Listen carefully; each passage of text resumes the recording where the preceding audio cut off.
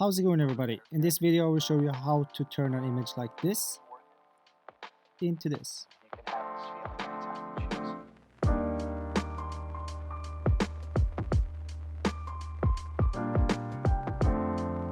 This is going to be a quick tutorial of how to edit the image in Lightroom, but if you don't feel like doing it yourself, I have made a preset available that you can download completely for free. You can find it linked in the description. So let's move over to the edit.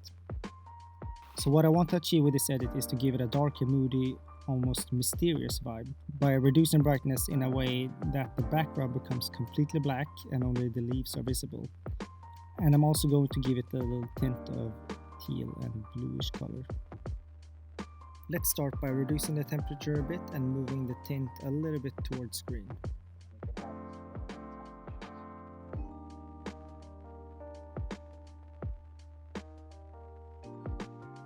We will make it a little bit darker with exposure and increase the contrast so that we can differentiate the leaves from the background. And this is going to make the image a little bit darker. But it's still not dark enough, so we're going to continue to make it darker with highlights, shadows, whites and blacks.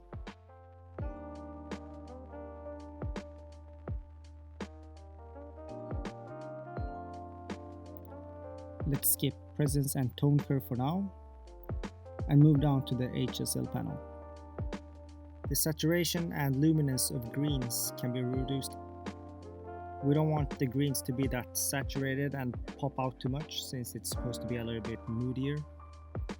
And then we reduce the luminance of aqua and raise the blues just to give it a blue tint. Now in the split toning we will put the highlights as teal and the shadows as blue.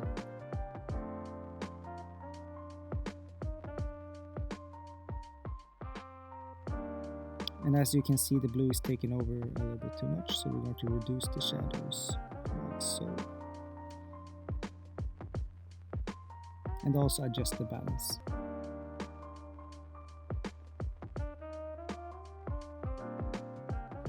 And then we can move all the way down to calibration and set the hue to teal here as well.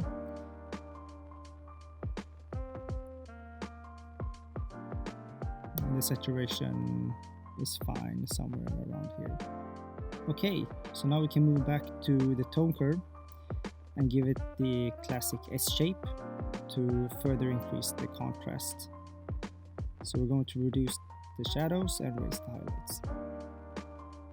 And for the last step, we're going to look at the clarity.